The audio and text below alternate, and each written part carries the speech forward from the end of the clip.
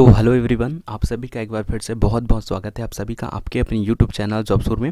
देखिए, आज हम लोग इस वीडियो में डिस्कशन करेंगे चैप्टर 2 जो कि क्लास 6 का जो जियोग्राफी का चैप्टर चल रहा है कंटिन्यू, जिसका एमसीक्यू प्रैक्टिस हम लोग कर रहे हैं हमारे एफसीआई वॉचमैन एग्जामिनेशन के लिए। तो आज ही हम लोग बेसिकली इस वीडियो में कवर करेंगे चैप्टर 2 का, और चैप्टर 2 का नाम है जिसमें आप लोग देख सकते हैं ग्लोब, अक्षांश एवं देशांतर। तो काफ़ी ज़्यादा इंपॉर्टेंट वीडियो होने वाला है। इस वीडियो में हम लोग कम्प्लीटली जो जियोग्राफी का जो इस चैप्टर से जितने भी क्वेश्चन बन सकते हैं हमारे एग्जाम्स के लिए, और अगर आप क्लास 6 के स्टूडेंट हैं तो अगर आप अपना जो क्लास का लेक्चर अटेंड करना चाहते हैं तो उसके लिए भी ये एमसीक्यू का काफ़ी ज़्यादा अच्छा क्वेश्चन हो जाता है। तो इसको ज़रूर अटेम्प्ट कर लेना।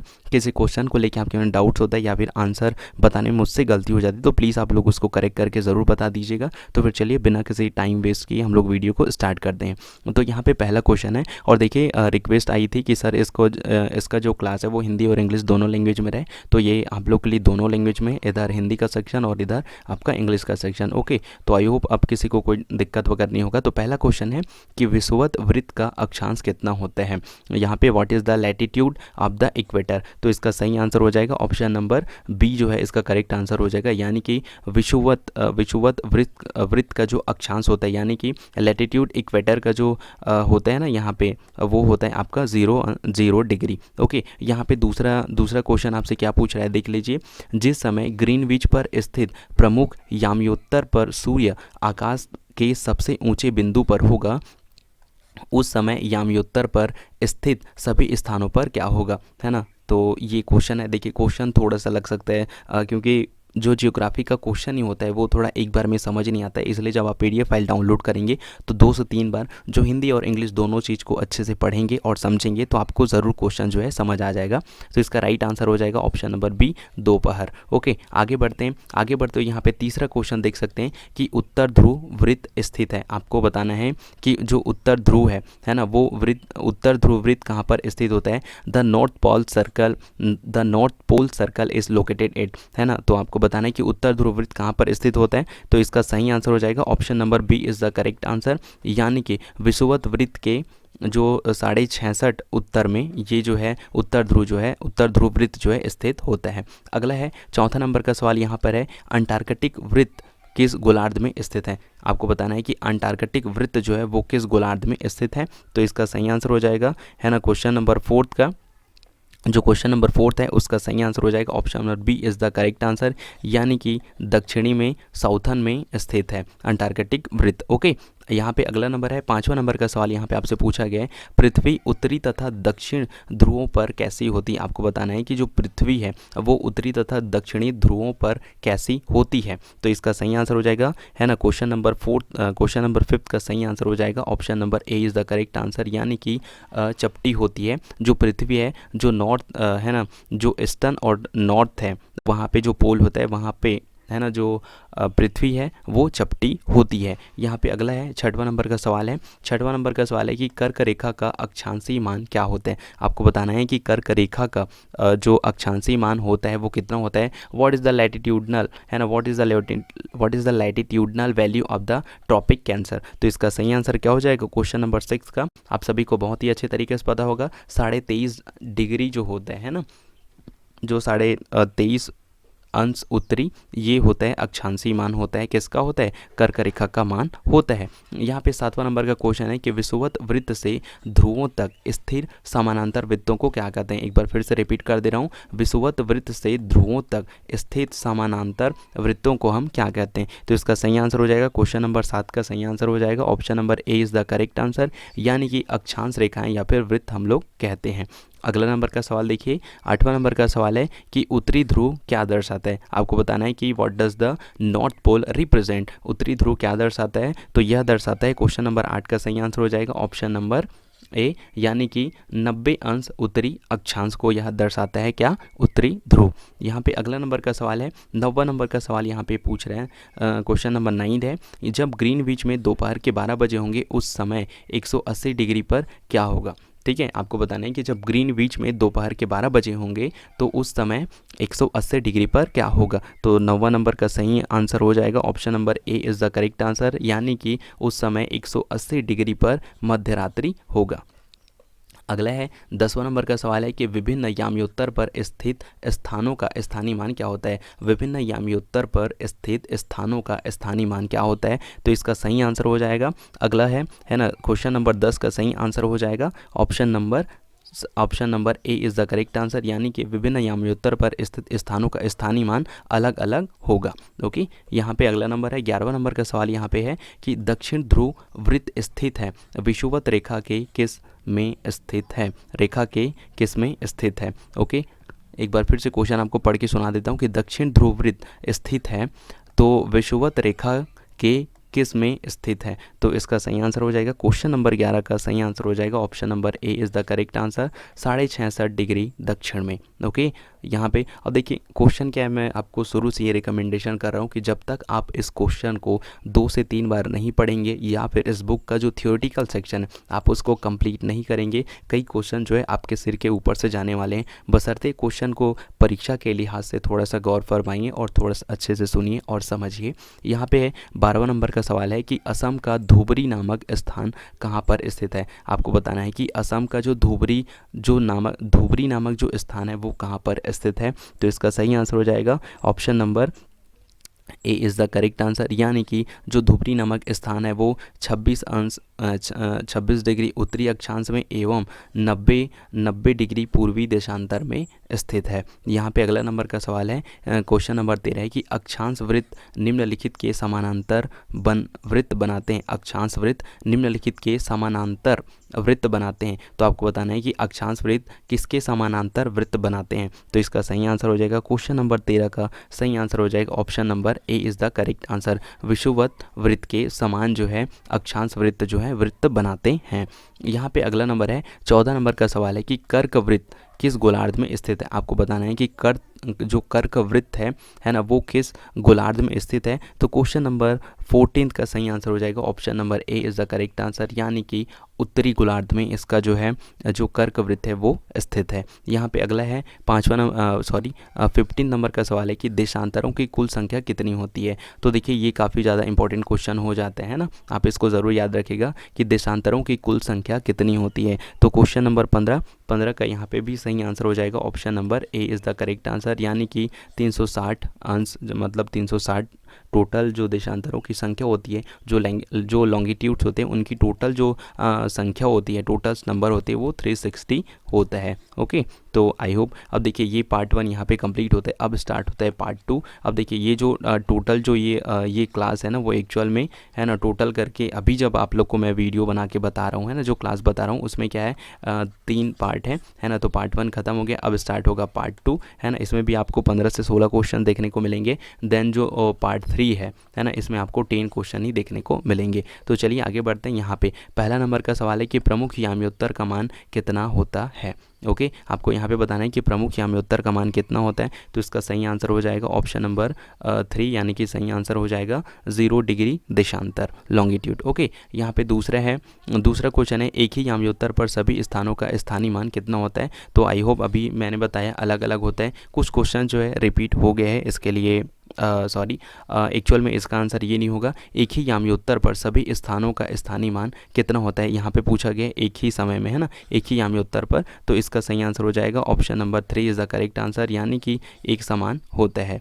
अगला है यहाँ पे तीसरा नंबर का सवाल है कि जिस याम्योत्तर रेखा के स्थानीय समय को भारतीय मानक समय माना गया है वह है ना, आपको बताना है कि किस जो रेखा के समय मतलब आपको बताना है यहाँ पे भारतीय मानक समय किसको माना गया है, तो इसका सही आंसर हो जाएगा क्वेश्चन नंबर 3 का सही आंसर हो जाएगा option number C is the correct answer, यानी कि जो 82.5 अंश जो पूर्वी देशांतर है उसको भारतीय मानक समय का यहाँ पे क्या माना गया है, भारतीय मानक समय जो है माना गया है। यहाँ पे अगला है चौथा नंबर का सवाल है कि पृथ्वी के उत्तरी आधे भाग को क्या कहते हैं। आपको बताना है कि पृथ्वी के जो उत्तरी आधे भाग को हम लोग क्या कहते हैं, तो क्वेश्चन नंबर 4 का सही आंसर हो जाएगा option number 3 is the correct answer, यानी कि हम लोग उसको कहते हैं उत्तरी गोलार्ध। यहाँ पे अगला नंबर का सवाल है मकर रेखा है ना, यहाँ पे क्वेश्चन नंबर 5 है कि मकर रेखा का अक्षांशीय मान कितना होता है। तो 5वां नंबर का सही आंसर, 5वें सवाल का सही आंसर हो जाएगा option number C is the correct answer, यानी कि जो 23/2 है, मतलब 1/2 है ना, 1/2 डिग्री है, ये इसका सही आंसर हो जाएगा। ओके, तो यहाँ पे चलिए अगला सवाल है कि शीतोष्ण कटिबंध में तापमान कितना रहता है।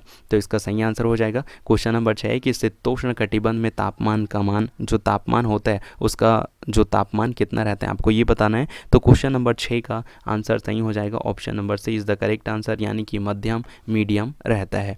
अगला सवाल सुनिए। अगला सवाल है कि दिए गए बिंदु की विषुवत वृत्त से उत्तर या दक्षिण की कोणीय दूरी के माप को क्या कहते हैं। आपको बताना है कि दिए गए बिंदु की विषुवत वृत्त से उत्तर या दक्षिण की कोणीय दूरी के माप को क्या कहते हैं। तो इसका सही आंसर हो जाएगा क्वेश्चन नंबर 7 का सही आंसर हो जाएगा option number 3 is the correct answer, यानी कि अक्षांश कहते हैं। 8वां है पृथ्वी का उष्णीय क्षेत्र कौन सा है। पृथ्वी का उष्णीय क्षेत्र कौन सा है। तो क्वेश्चन नंबर 8 का सही आंसर हो जाएगा option number A is the correct answer, यानी कि उष्णकटिबंधीय। देखिए क्या है ना, ज्योग्राफी का जो चैप्टर होता है अधिकतर है ना, अगर हम उसका थ्योरी सेक्शन कंप्लीट नहीं करेंगे तो आधा से ज़्यादा क्या है सिर के ऊपर से जाता है। तो फिर आपको एक बार रिपीट कर रहा हूँ, थोड़ा सा बोरियत आप लोग झेल लीजिए, बस थोड़ा अच्छे से ध्यान दीजिए, या फिर डायरेक्टली आप PDF को 1 घंटे बाद डाउनलोड कर लीजिएगा, कोई दिक्कत नहीं। लेकिन हाँ, आप अपने पर्सपेक्टिव, आप एग्ज़ाम की पर्सपेक्टिव से ज़रूर इस चैप्टर को पढ़िए। 9वां नंबर का सवाल है, 9th क्वेश्चन है कि समय को मापने का सबसे अच्छा साधन कौन सा होता है। तो इसका सही आंसर हो जाएगा है ना ऑप्शन नंबर डी जो है इसका करेक्ट आंसर हो जाएगा, यानी कि समय को मापने के लिए पृथ्वी, चंद्रमा और ग्रहों की गति, ये सारे जो सोर्सेस हैं वो अच्छे ही होते हैं। 10वां नंबर का सवाल है। 10वां नंबर का सवाल, अब धीरे धीरे क्वेश्चन थोड़ा सुधरेगा लगता है, थोड़ा अच्छा हो सकता है कि ग्लोब क्या है। काफ़ी सिंपल क्वेश्चन है कि ग्लोब क्या है। तो इसका सही आंसर हो जाएगा, जब आप इसको पढ़ेंगे तो आप लोग आराम से ही बता सकते हैं। तो इसका सही आंसर हो जाएगा option number B is the correct answer, globe पृथ्वी का एक लघु रूप है। बिल्कुल सही बात है। अब यहाँ पे है क्वेश्चन नंबर 11 है। 11 खैर क्वेश्चन उतना मैटर नहीं करता, लेकिन अगर आप पढ़ेंगे तो आप इसका जवाब दे पाएंगे। 12वां नंबर में हम लोग सीधा आ जाते हैं, हमारे पृथ्वी का आकार कैसा है। तो ये भी क्वेश्चन मैं चाहूँगा कि आप लोग इसका आंसर ज़रूर दें अगर आप इस वीडियो को यहाँ तक देख रहे हैं तो। बाकी यहाँ पे 13वां नंबर का क्वेश्चन बताने लायक है कि कौन सी काल्पनिक रेखा पृथ्वी को 2 बराबर भागों में बांटती है। आपको बताना है कि कौन सी काल्पनिक रेखा पृथ्वी को 2 भागों में बांटती है। तो इसका सही आंसर हो जाएगा ऑप्शन नंबर 3 करेक्ट आंसर, यानी कि जो विषुवत रेखा है, जो इक्वेटर है, वो पृथ्वी को है ना, पृथ्वी को 2 बराबर भागों में बांटती है। अगला है कि 14 नंबर का क्वेश्चन है कि अक्षांशों को किस में मापा जाता है। आपको बताना है कि जो अक्षांश होते हैं, जो वर्टिक्स होते हैं, उसको किस में मापा जाता है। तो इसका सही आंसर हो जाएगा option number B is the correct answer, जो सेकेंड आंसर है, यानी कि अंशों में मापा जाता है, अंशों या डिग्री में मापा जाता है। अब उसके बाद साथियों 15वां नंबर का सवाल है कि विषुवत वृत्त कितने अंश या अक्षांशों में, है ना, विषुवत वृत्त कितने अंश अक्षांशों को दर्शाती है। तो 15वां नंबर का सही आंसर हो जाएगा option number 3 is the correct answer, यानी कि 0 डिग्री। ओके, सो अगला नंबर का सवाल है। अगला नंबर का सवाल खैर इस बुक में दिया है तो मैंने मेंशन कर दिया, बाकी आप इस क्वेश्चन को छोड़ सकते हैं।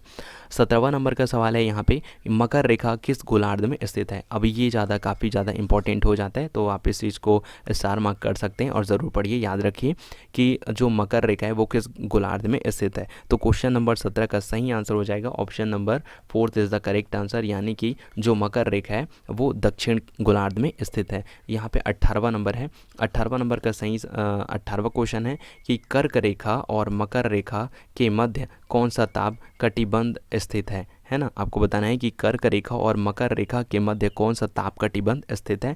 तो 18वां नंबर का सही आंसर हो जाएगा ऑप्शन नंबर 1 जो है करेक्ट आंसर हो जाएगा, यानी कि जो उष्ण कटिबंध है यहाँ पर स्थित है।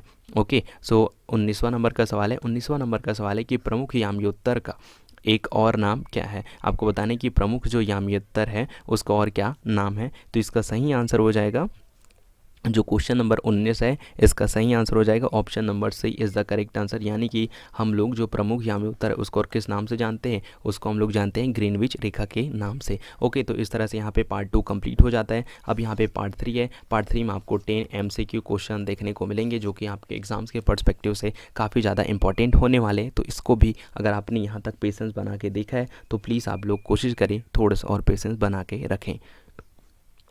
तो यहाँ पे पहला नंबर का क्वेश्चन हो जाता है ना कि पृथ्वी के एक देशांतर रेखा को सूर्य के सामने गुजरने में कितना समय लगता है। तो इसका सही आंसर हो जाएगा option number C is the correct answer, यानी कि 4 मिनट का समय लगता है। यहाँ पे अब दूसरा नंबर का सवाल है कि ग्लोब पर उत्तर में वह बिंदु जिससे होकर अक्ष की सुई गुजरती है, तो इसे हम लोग क्या कहते हैं। तो इसका सही आंसर हो जाएगा क्वेश्चन नंबर 2 का option number 1 is the correct answer, यानी कि उत्तरी ध्रुव। अगला है तीसरा सवाल है कि उत्तर ध्रुव कितने अंश पर स्थित होता है। आपको बताना है कि जो नॉर्थ पोल होता है वो कितने डिग्री पर स्थित होता है, लोकेटेड रहता है। तो इसका सही आंसर हो जाएगा option number D is the correct answer, यानी कि 90 डिग्री नॉर्थ पर वह स्थित रहता है। चौथा है क्वेश्चन नंबर 4 है कि ग्रीनविच रेखा जहां ब्रिटिश राजकीय वेधशाला स्थित है का कितना यामी उत्तर है। ओके, आपको ये बताना है। तो इसका सही आंसर हो जाएगा क्वेश्चन नंबर 4 का सही आंसर हो जाएगा option number 3 is the correct answer, यानी कि जो 0 देशांतर पर स्थित है। ओके, सो अगला नंबर यहाँ पे है 5th नंबर का क्वेश्चन है कि दक्षिण ध्रुव कितने अंश पर स्थित है। आपको बताना है कि दो दक्षिण ध्रुव जो साउथर्न पोल है वो कितने डिग्री पर लोकेटेड है। तो इसका सही आंसर हो जाएगा option number 3 is the correct answer, यानी कि 90 डिग्री साउथ में स्थित है। ओके, सो यहाँ पे अगला नंबर का सवाल है क्वेश्चन नंबर 6 है कि ग्लोब पर अक्षांश रेखाओं एवं देशांतर रेखाओं के जाल को क्या कहा जाता है। तो इसका सही आंसर हो जाएगा क्वेश्चन नंबर 6 का सही आंसर हो जाएगा क्वेश्चन नंबर 6 का सही आंसर हो जाएगा option number 2 is the correct answer, यानी कि उनको हम लोग क्या कहते हैं, ग्रिड कहते हैं। अगला है कि धुबरी असम कितने अक्षांश पर स्थित है। तो देखिए ये क्वेश्चन रिपीटेड हो रहा है, आई होप आप सभी इसका आंसर जो है सही करेंगे। तो क्वेश्चन नंबर 7 का सही आंसर हो जाएगा option number 4 is the correct answer, यानी कि 26 डिग्री उत्तर में स्थित है धुबरी। अगला है आई होप इसका भी आंसर आप लोग सही करेंगे कि धुबरी असम कितने देशांतर पे स्थित है। देखिए अक्षांश क्या है, अक्षांश जो है 27 डिग्री नॉर्थ में है ना। अब जो है आपका देशांतर पूछा है, तो आई होप आप इसका भी आंसर जो है सही करेंगे। तो 8वां नंबर का सही सवाल है, इसका आंसर हो जाएगा option number C is the correct answer, यानी कि 90 डिग्री पूर्व में। अब यहाँ पे 9वां नंबर का सवाल है कि पृथ्वी का एक समय क्षेत्र कितने देशांतरों को घेरता है। आपको बताना है कि पृथ्वी का एक समय क्षेत्र कितने देशांतरों को घेरता है। तो क्वेश्चन नंबर 9 का सही आंसर हो जाएगा option number 3 is the correct answer, यानी कि 15 डिग्री। अब यहाँ पे आज का 10वां नंबर का सवाल और आज का इस सेशन का सबसे अंतिम नंबर का सवाल है कि पृथ्वी को एक एक घंटे वाले कितने समय क्षेत्रों में बांटा गया है। तो इसका सही आंसर हो जाएगा ऑप्शन नंबर बी, यानी कि 24।